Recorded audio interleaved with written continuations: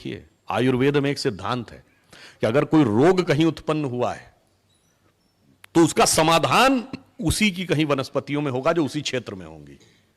ऐसा क्यों? सिद्धांत का आधार क्या है?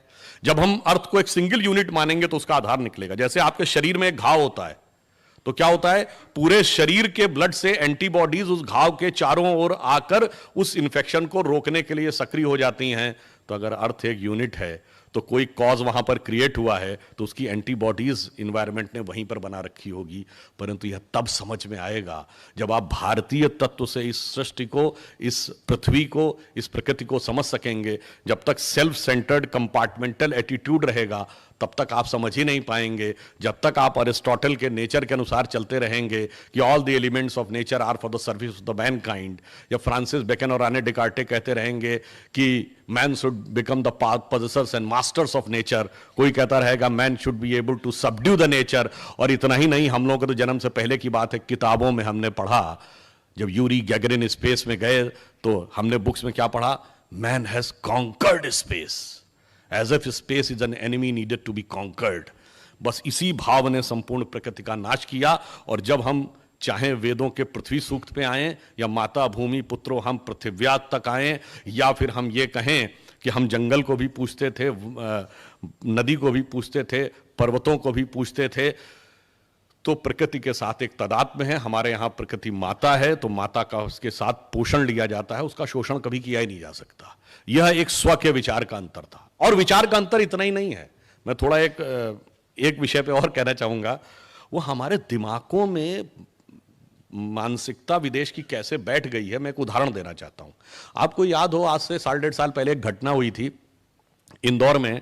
हमारे एक पार्टी के नेता हैं जिन्होंने कहा कि कुछ मजदूर जो थे वो पोहा खा रहे थे, और उन्होंने कहा उसके बाद उनको शक हुआ कि ये बांग्लादेशी हैं, और जब इंक्वायरी की गई तो वो बांग्लादेशी निकले।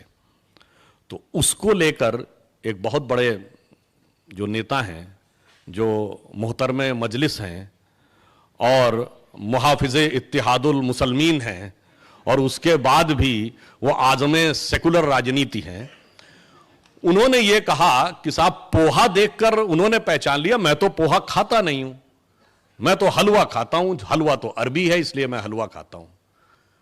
तो मैं उसमें टीवी डिबेट में था, मैंने कहा, इन महोदय ने कहा कि हलवा अरबी है, अब बताइए हलवे का सबसे प्राइम कॉन्स्टिट्यूएंट क्या है? शुगर, शक्कर। शक्कर कहां पाई जाती है? जहां गन्ना पाया जाता होगा। गन्ना दुनिया में 2 ही देशों में सबसे ज्यादा पाया जाता है, भारत और क्यूबा। हमने कहा ये जहां की बात कर रहे हैं वहां तो गन्ना पाया ही नहीं जाता। जब गन्ना नहीं पाया जाता तो शक्कर कहां से आई? अब दूसरा कॉन्स्टिट्यूएंट है उसका घी। किसी भी चीज का आप हलवा बनाएंगे तो घी और शक्कर तो चाहिए। घी कहां होता है? जहां प्रचुर मात्रा में दूध होता है। दूध से दही, दही से मक्खन, मक्खन से घी बनता है। अब जहां ऊंट का बूंद बूंद दूध मिलता है वहां कहां से दही, कहां से मक्खन, कहां से घी आया? मगर आप पराधीनता का भाव ये देखिए, हलवा उन्होंने बनाया और हमको खिलाया, और हमने मान भी लिया कि उन्होंने ही खिलाया। आज हमें इस विचार से भी बाहर निकल, मैंने एक छोटा सा उदाहरण दिया कि इस बड़ी चीजों से लेके कि हम राष्ट्र के रूप में हमारा अस्तित्व नहीं था, वहां से लेके छोटी छोटी हर खाने की चीज हमारे पास बाहर से आई, ये विचार हमारे दिमागों में इस कदर पैबस्त है। और एक और छोटी सी बात बताते हैं आपको, जैसे हम भाषा की बात करते हैं तो संस्कृत, हिंदी और अन्य भारतीय भाषाओं में जितने स्वर हैं वो क्या हैं? आ, आ, ई, उ, ओ, अंगा। ठीक। अंग्रेजी में 5 वॉवेल क्या हैं? ए, ई, आई, ओ, यू। अब आ, ई, उ और ए, ई, आई, ओ, यू में कुछ समानता है कि नहीं? अब कुछ बताने की आवश्यकता, किसने किससे नकल किया होगा, मगर इसके बावजूद हमें लगता है कि वही सही है। और फिर इतना ही नहीं, अगर आप व्याकरण की दृष्टि से देखें तो हमारे जितने भी स्वर हैं वो इतने व्यवस्थित ढंग से, अभी कई बार कहते हैं ना कि भाई भाषा या संस्कृति और भाषा के साथ जुड़ी रहती है, उसमें 2 चीजें हैं, विचार और वैज्ञानिकता। अब वैज्ञानिकता में देखें तो हमारे जैसे अंग्रेजी में कहते हैं ना ABCD पढ़ा है, तो हिंदी के लिए क्या कहते हैं? काका काका पढ़े हो क्या? तो जब आप का बोलते हैं तो जबान कहां लगती है? खा और पीछे, गा और पीछे, घा और पीछे, अंगह गले पे, बिल्कुल आपके फोनेटिक्स कंटूर के अनुसार। तथा दधा ना, पापा पापा मां सब होंठ के साथ टटा टटाना। और ये ऐसा नहीं है, ये सब संस्कृत से निकली भारतीय भाषाएं हैं, जिसमें बाकायदा ये श्लोक है, वो मुझे पूरा नहीं याद, अकुह विसर्जनीया नाम कंठा ऋतुषाणाम टालू मत आ से का तक कैसे कंठ से निकलते हैं, कौन कंठव्य हैं, कौन तालव्य हैं, कौन दंतव्य हैं, कौन ओष्टव्य हैं। इतना विस्तृत साइंटिफिक चीज, और उसके बावजूद हम पड़े हुए हैं कि साहब हमें वो पुरानी चीज चाहिए।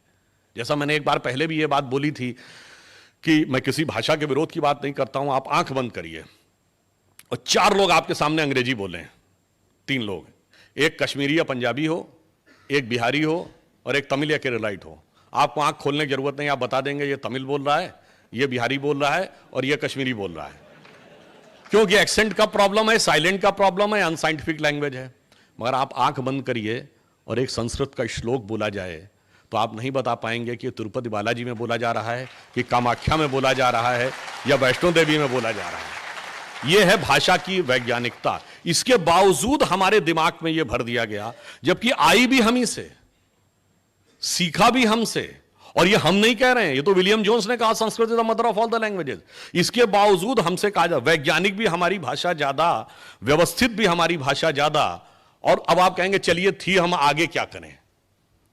कुछ लोग अपने जो हमारे जो बाएं हाथ से इतिहास लिखने वाले लोग हैं, वो लोग ये कहते हैं ना कि साहब ये सब था तो हम बताइए आगे। मैं बता रहा हूं आगे क्या है। अगर हम सब लोग, हमारे बच्चे आने वाले टाइम में इस पर रिसर्च करें, बताइए आज सारी टेक्नोलॉजी डिजिटल प्लेटफॉर्म पे है। डिजिटल प्लेटफॉर्म की टेक्नोलॉजी बाइनरी सेटअप पे चलती है, 0101। जो 0101 पे चलती है तो एक ऐसी लैंग्वेज जिसमें मात्रा पाई नाम की चीज नहीं है, डिस्क्रीट नंबर्स हैं ABCD। It is very suitable for digital platforms. But क्या ताजिंदगी डिजिटल प्लेटफॉर्म पे रहेगी टेक्नोलॉजी? नहीं। What is going to be the emerging new technology?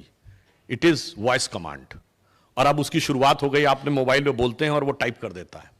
अब जो जो वॉइस कमांड की टेक्नोलॉजी आगे बढ़ती चली जाएगी, वैसे ही फोनेटिक्स का इंपॉर्टेंस बढ़ेगा, उसकी सोनोग्राफिक रिसर्च होगी, उसके साथ साथ उसके जो एकॉस्टिक इफेक्ट हैं उस पर रिसर्च होगी।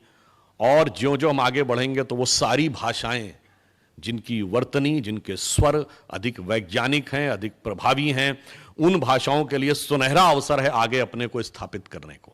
और इतना ही नहीं, हमारे यहां तो माना गया है कि संपूर्ण भाषाओं के अंदर एक छंद है, एक तरंगे हैं, और उन तरंगों तक जब हम पहुंचेंगे सोनोग्राफिक रिसर्च करते हुए, तो हमारे यहां जो हर चीज का एक मंत्र में महत्व माना जाता है ना, यदि आने वाले टाइम में हम रिसर्च करें और 10 साल बाद या 15 साल बाद कोई क्लिनिकली यह प्रूव कर दे कि अनुष्टुप छंद में आदित्य हृदय स्रोत को जाप करने से हार्ट पर यह पॉजिटिव प्रभाव पड़ता है, तो हमें दुनिया से कहने की जरूरत नहीं पड़ेगी कि अमुक भाषा सीखो। फिर आप देखिए जैसी दीवानगी इस समय विदेशी भाषाओं के लिए दिखती है, उससे अधिक दीवानगी ना दिखने लगे आने वाले समय में।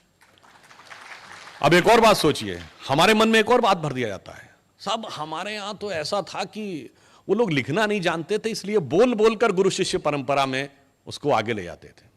अब ये बताइए, जिन लोगों ने खगोलीय गणनाएं कर ली, जिसका अभी मोहन जी ने उल्लेख किया कि भगवान राम के जन्म के समय के ग्रह नक्षत्र को प्लैनेटोरियम सॉफ्टवेयर में डालिए तो 7114 ईयर्स बिफोर का समय आ जाता है एग्जैक्ट। वैसे वो कितना सही है, वो उन्होंने नक्षत्रों की सही गणना की, वो तो अलग विषय है, परंतु आप ये बताइए इतना exact calculation, trigonometry, geometry, Ayurveda, अंकगणित, उपनिषद जैसा ज्ञान, और वो लोग लिखना नहीं जानते थे। ये बात तर्कसंगत लगती है? अगर कोई ये कहे तो ये बात अतार्किक नहीं, ये मूर्खतापूर्ण लगती है। और अगर ये भी कह दिया जाए कि ये पागलपन लगता है तो अतिशयोक्ति ना होगी। वास्तविकता यह है कि वो लिखना नहीं जानते थे, नहीं, वो लिखना नहीं चाहते थे, क्योंकि विद्या का स्वरूप दूसरा था। जैसे आज आप कहते हैं हार्ड कॉपी भेजो या सॉफ्ट कॉपी भेजो, तो हार्ड कॉपी मतलब पेपर और सॉफ्ट कॉपी मतलब मोबाइल में ट्रांसफर कर दो।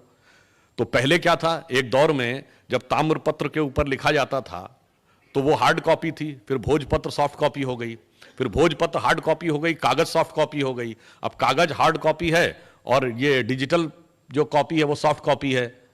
पर अगला चरण क्या हो सकता है, जो डिवाइस के अंदर ट्रांसफर्ड है वो हार्ड कॉपी है, और जो माइंड से माइंड ट्रांसफर्ड है वो सॉफ्ट कॉपी है। और उसके पीछे कारण भी है। जैसे आप किसी से कहें संस्कृत का राग आप किसी को लिखकर समझा सकते हैं? नहीं। अब मैं पुनः आ रहा हूं, भाषाओं के अंदर जिनके अंदर वैज्ञानिकता और ध्वन्यात्मकता है, वो ध्वन्यात्मकता बोलकर ही बताई जा सकती है, वो लिखकर नहीं बताई जा सकती। जैसे छोटी ई और बड़ी ई आपको बोलकर ही आप बता सकते हैं, लिखकर नहीं बता सकते। और हमारे यहां तो हर मंत्र का एक लय, हर चीज एक छंद में लिखी गई है। वैदिक गणित के श्लोक भी छंदों में लिखे गए हैं, छंद बोलकर बताया जा सकता है, लिखकर नहीं। जैसा मैंने एक बार पहले भी बोला था, जैसे उदाहरण के लिए आजकल बहुत प्रचलित है शिव तांडव स्तोत्र।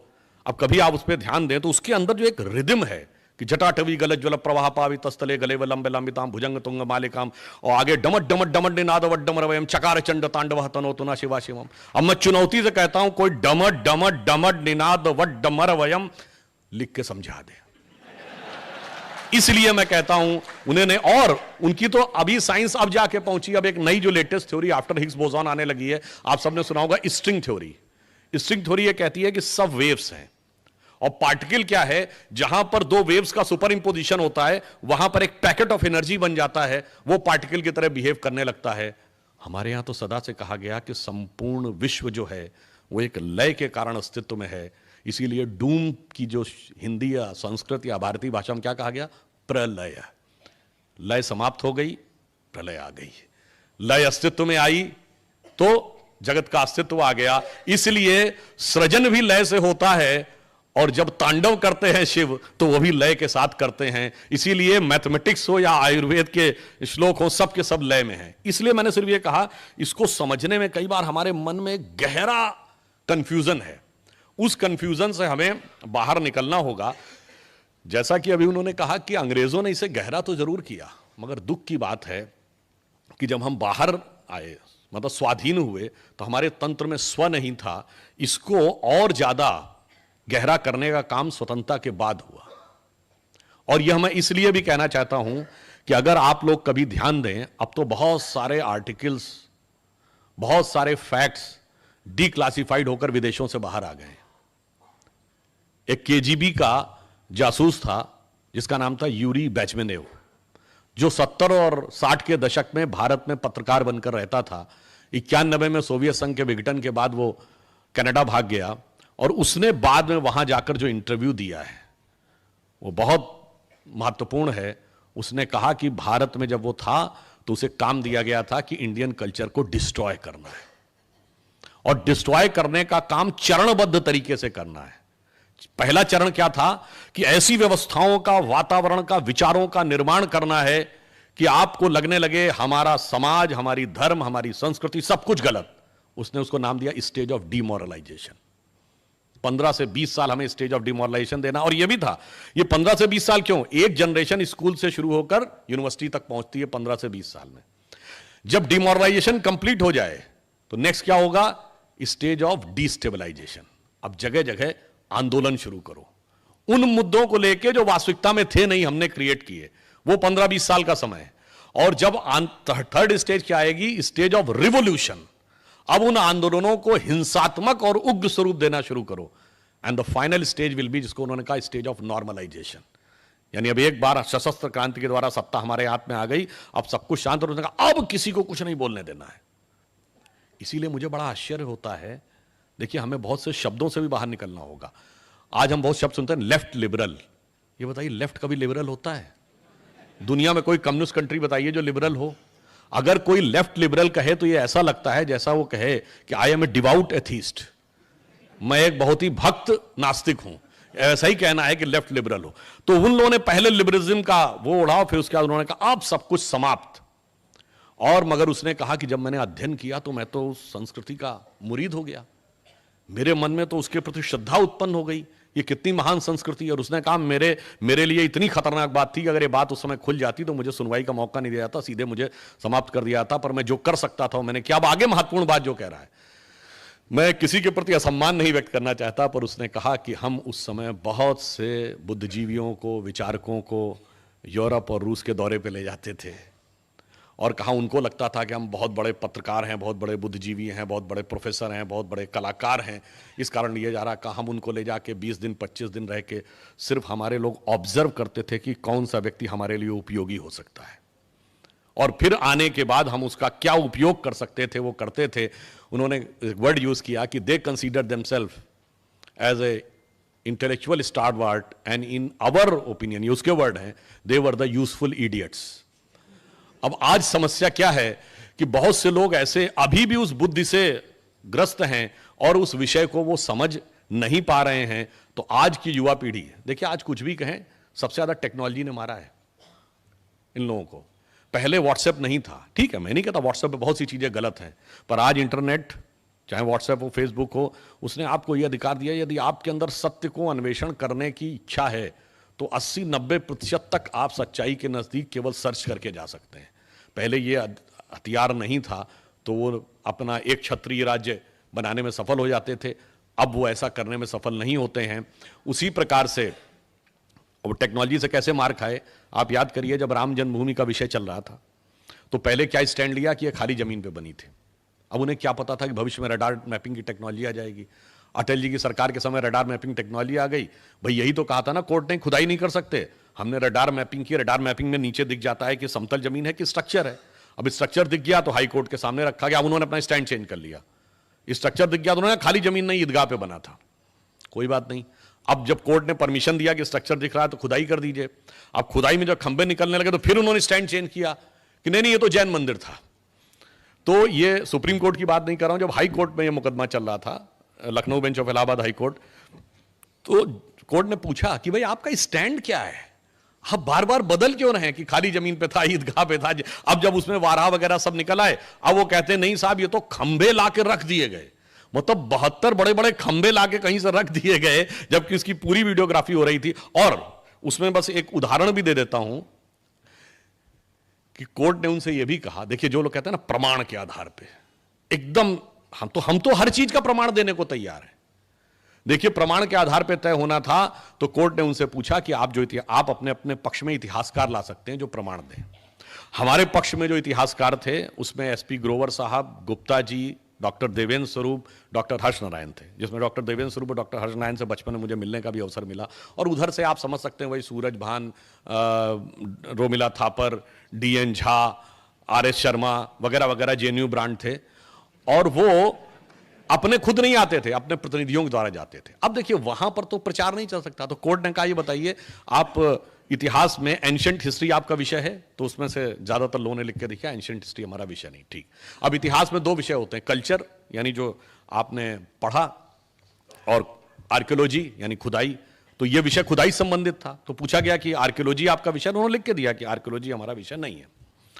अब आइए तो दस्तावेजों का परीक्षण होगा, तो दस्तावेज दो ही भाषाओं में थे, संस्कृत या फारसी। तो उनसे पूछा गया कि आपको संस्कृत और फारसी आती है, तो आश्चर्य की बात है सबने लिख के भेजा कि साहब फारसी छोड़िए हमें संस्कृत भी नहीं आती है, जबकि हमारी तरफ के जो विद्वान थे उन्हें दोनों आती थी। मैं डॉक्टर हर्ष नारायण से पर्सनली मिला हूं, जितने बड़े संस्कृत के विद्वान थे उतने बड़े फारसी के विद्वान थे कि जब बाबरी मस्जिद एक्शन कमेटी वाले लोग कोई फारसी का दस्तावेज देते थे और उसे ट्रांसलेट करते थे तो वो वेरीफाई करने के लिए उनके पास जाता था कि भाई ट्रांसलेशन सही है या नहीं, हमें क्या पता क्या है। मगर उनकी महानता देखिए, यानी वो न लिखाई जानते थे न खुदाई जानते थे, और दावा ये कि सारी खुदाई जानते थे। मगर कोर्ट में वो मामला चारों खाने चित्त हो गया।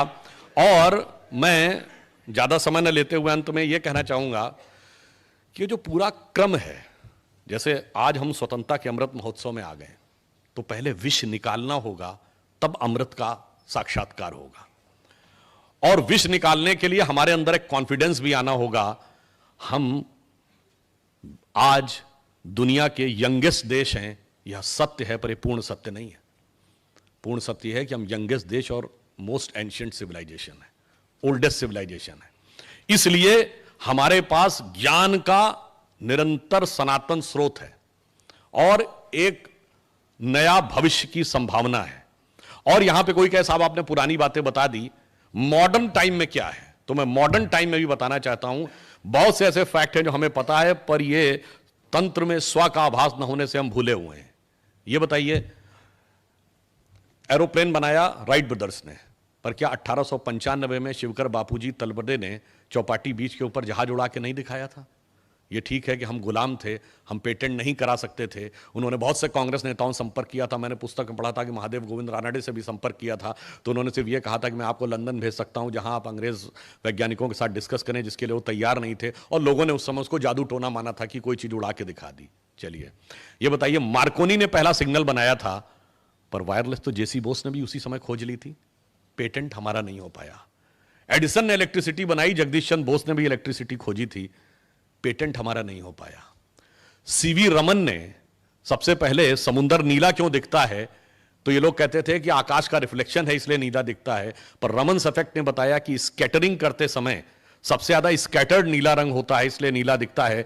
उनको फिजिक्स का नोबेल प्राइज मिला, तो ये कहा जाता है he was the first Indian to get a Nobel prize of physics. This is not truth. The full truth is he was the first non European, non white to get a Nobel prize in any branch of fundamental science. अब आप आइए, निर्जीव विज्ञान के बाद हम सजीव विज्ञान में आए तो जीन्स आई। जीन का मॉडल 1967 में बनाया वॉटसन एंड क्रिक ने, और उनके साथ कौन था? डॉक्टर हरगोविंद खुराना, वो भी नोबेल पुरस्कार उनको मिला। तो जीन्स में भी हम उसी के समान आगे थे। अगली चीज आइए, अगर आप अभी जिसका उल्लेख किया गया, 21वीं सदी की अभी की सबसे बड़ी खोज क्या है? हिग्स बोसॉन, जिसको गॉड पार्टिकल कहते हैं। ये दो साइंटिस्टों के नाम पे है, इंग्लैंड के पीटर हिग्स, और बोसॉन शब्द भारत के सत्येंद्र नाथ बोस के नाम पर है, जिन्होंने इसकी अवधारणा दी थी पहले। इसका अर्थ क्या हो गया? आधुनिक विज्ञान के भी हर कदम के ऊपर हमारे पूरी छाप दिख रही है, पर स्व का तत्व का ऐसा अंधकार का अध्यास है कि हम उसे नहीं देखना चाहते। अब हम कंप्यूटर में देखें तो अगर हम इसमें कहें तो आज माइक्रोसॉफ्ट का सीईओ भी हमारा है, गूगल का सीईओ हमारा है, पेप्सी की सीईओ हमारी है। अगर आप देखें तो जो सिटी बैंक का सीईओ हमारा था, जिसमें मैंने पहले भी बोला है कि एक बार एक पाकिस्तान के पत्रकार के साथ हमारा टीवी बहस हो रही थी, और उन्होंने कहा कि अरे आप जो हैं आप लोग इसलिए करते हैं, आपके पास बड़े बड़े कंपनी के सीईओ हैं, तो आप लोग गूगल को मैनेज कर लेते हैं। क्योंकि उस जमाने में एक बात चली थी कि आप भिखारी टाइप करिए गूगल पे तो इमरान खान की फोटो आ जाती थी। तो उन्होंने कहा कि सुंदर पिचाई गूगल का चीफ है और वो इंडियन है, इसलिए इन्होंने मैनेज कर रखा है। तो हमने कहा कि मैडम आपसे गलती हो रही है, हमारे सिर्फ एक चीफ नहीं है, मैंने सारे चीफ गिनाए, बड़ी बड़ी मल्टीनेशनल्स के चीफ यहाँ हैं।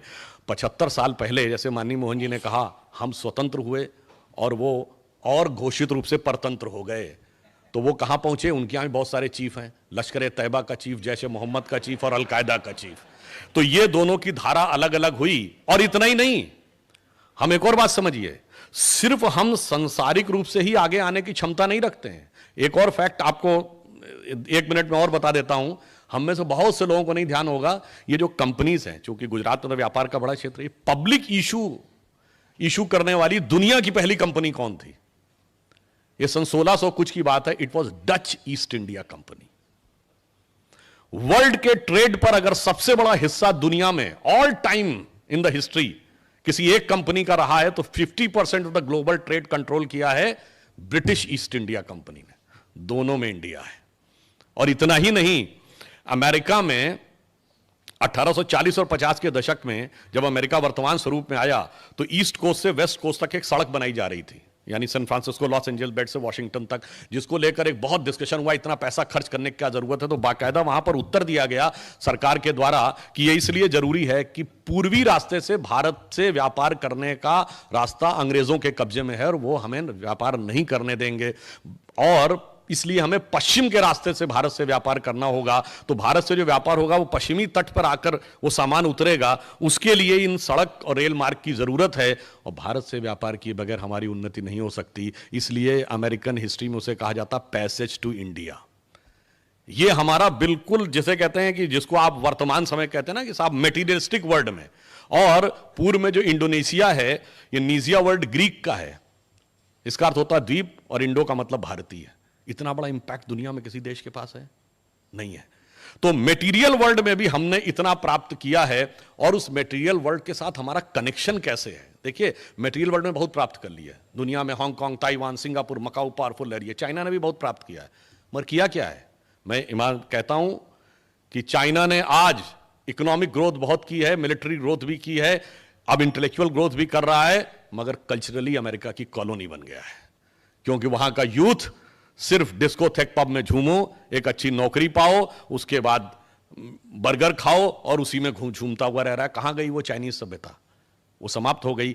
इसलिए हम यह कहना चाहते हैं कि हम जब अपने स्व के साथ उभरेंगे तो दुनिया को एक अलग प्रकार का संदेश देते हुए आएंगे, क्योंकि हम किसी को डोमिनेट करने के लिए नहीं आ रहे हैं, हम पूरे वर्ल्ड को मोटिवेट करने के लिए आ रहे हैं। यह हमारे स्व के तत्व का अधिष्ठान है और यह जब उभर के सामने आएगा तो उसका मूल कारण जानते हैं क्या? एक पंक्ति में कह के समाप्त करता हूं, सारा का सारा स्रोत कहां से आता है?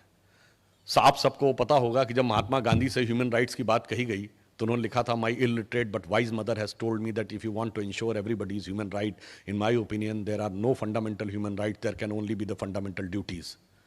बट वो इलिटरेट बट वाइज मदर ने कैसे बताया? वो सारी ड्यूटीज कहाँ हैं? भगवान राम की कथा देख लीजिए, सबका सबके साथ सिर्फ कर्तव्य है, भाई भाई का कर्तव्य, पिता पुत्र का कर्तव्य, पति पत्नी का कर्तव्य, राजा प्रजा का कर्तव्य, सब जगह सिर्फ कर्तव्य ही कर्तव्य है। और परिवार के अंदर, मैंने तो एक आध बार ये बात टीवी पर भी बोली कि आप किसी धर्म मजहब के मानने वाले हो, अपने घर में क्या चाहते हो? 4 भाई हो, उनमें ऐसा प्रेम हो कि एक दूसरे के साथ वन में जाने को तैयार हो, तीसरा खड़ाऊ रख के शासन करने को तैयार हो, और आपके एक वचन पर आपके बेटा या बेटी सारी संपत्ति छोड़ने को तैयार हो। यह है राम लक्ष्मण भरत शत्रुघ्न। या फिर दूसरी परंपरा में एक 4 भाई हैं, शुजा, मुराद, दारा और औरंगजेब, कि एक बाकी 3 को कत्ल कर दे, बुढ़ापे में आपको जेल में डाल दे। और चूंकि यह पितृपक्ष चल रहा है तो यह भी कहना चाहता हूं कि जिस जमाने में शाहजहां को उसने जेल में रखा था तो पानी भी वो कैलकुलेट करके देता था, अनाज और पानी। तो शाहजहां ने कहा, तू अनाज मुझे नहीं देता, कम से कम मेरा पानी की क्वांटिटी बढ़ा दे। तो उसने बढ़ाने से मना कर दिया था। तो फारसी में एक कविता लिखी थी, वो फारसी कविता मुझे नहीं याद है, जिसमें इसने लिख के भेजा था कि तू जिंदा बाप को पानी के लिए तरसा रहा है, तुझसे तो कहीं अच्छे हैं काफिर हिंदू जो अपने मरे हुए पूर्वजों को भी पानी देते हैं। तो आप सोचिए कि हमारी सोच सिर्फ वर्तमान में नहीं है, लंबे समय तक पीछे जाती है। और अब ये वर्ल्ड की डिप्लोमेसी कैसे प्रभावित करती है? आज पूरे विश्व में देखिए क्या करना चाहता है यूक्रेन का रशिया, एनेक्सेशन। दूसरा है सबजुगेशन, तीसरा है डोमिनेशन। यानी या तो मिला लो अपने में, या परोक्ष रूप से उस पर शासन करो, या उसको किसी ट्रीटी का हिस्सा बनाकर उसका शोषण करो। ये 3 चीजें हैं। पर ये बताइए, भगवान राम ने जब लंका जीता था तो क्या एनेक्सेशन किया था? नहीं। उन्होंने क्या उसका सबजुगेशन किया, अपना कोई डिप्टी अपॉइंट किया? नहीं। या कोई डोमिनेशन किया, कोई कॉन्ट्रैक्ट साइन कराया? नहीं। धर्म का प्रचार करो, अपने धर्म की स्थापना करो, बस। जो भगवान कृष्ण ने गीता में कहा, स्वधर्मे निधनम श्रेयो पर धर्मो भयावह। तो पूरे वर्ल्ड में क्लैश ऑफ सिविलाइजेशन में हम ही जवाब देंगे कि परिवार के अंदर भाई बहन के बीच की सौहार्द से लेकर विश्व में राष्ट्रों के बीच का सौहार्द सिर्फ हम ही दे सकते हैं। और जिस संस्कृति को आप ये कहकर लांछित करते हैं, उसके अंदर वो सारी चीजें हैं। मगर ये भी कभी कभी एक बिंदु और कह दूं, हमारे अंदर बहुत शक्ति है, पर हनुमान जी की तरह हम अपनी शक्ति भूले हुए हैं। और कुछ कालनेमी ऐसे हैं जो ये चाहते हैं कि शक्ति याद नहीं आनी चाहिए, पर अब धीरे धीरे शक्ति याद आने लगी है। तो हमारी शक्ति क्या थी कि हमने समुंदर के ऊपर सेतु बनाया था, आकाश से गंगा उतारी थी, सोने की लंका थी, मड़ियों का महल था। ये सब हमारे लिए तुच्छ था क्योंकि हम अंदर की यात्रा करते थे। यह शक्ति को मैं अटल जी की एक बड़ी प्रसिद्ध कविता, देखिए, मैं कहूंगा कि मोदी जी ने यह कहा है ना कि अमृत काल में हमें भारत को भवितव्य तक पहुंचाना है। भवितव्य कैसे पहुंचेगा? 3 चीजें हैं, शक्ति भी, विद्या भी और करुणा भी।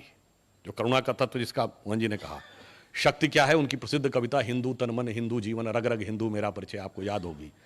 तो पहले तो आवश्यकता पड़ने पे क्या है कि मैं शंकर का वह क्रोधानल कर सकता जगती छार छार में, डमरू की प्रलंकर ध्वनि नचता जिसमें भीषण संहार, रणचंडी की अतृप्त प्यास में, दुर्गा का उन्मत्त हास में, यम की प्रलंकर पुकार, जलते मरघट का धुआंधार, फिर अंतरतम की ज्वाला से जगती में आग लगा दूं मैं, यदि धधक उठे विप्लव लेकर जलथल अंबर जड़ चेतन तो कैसा विस्मय, हिंदू तन मन हिंदू जीवन, रग रग हिंदू मेरा परिचय। शक्ति तो हमारी यह है कि संपूर्ण विश्व का संहार कर सकते हैं, पर मैं विश्व को देना क्या चाहता हूं?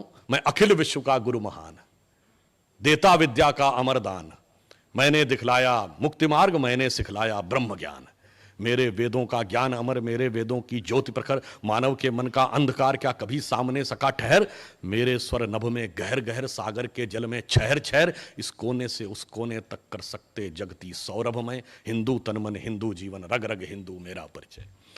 विजयदशमी के दिन आपने 4 वर्ष पूर्व एक बार इसका उल्लेख किया था, मैंने छाती का रक्त पिला पाले विदेश के। खैर, मैं अंत में कहता हूं, हम वर्ल्ड को राइज करेंगे तो किस लिए? होकर स्वतंत्र मैंने कब चाहा, मैं कर लूं जग को गुलाम, मैंने तो सदा सिखाया है करना अपने मन को गुलाम। गोपाल राम के नामों पर कब मैंने अत्याचार किया, कब दुनिया को हिंदू करने घर घर में नरसंहार किया, कोई बतलाए काबुल में जाकर कितनी मस्जिद तोड़ी, भूभाग नहीं शत शत मानव के हृदय जीतने का निश्चय, हिंदू तन मन हिंदू जीवन, रग रग हिंदू मेरा परिचय।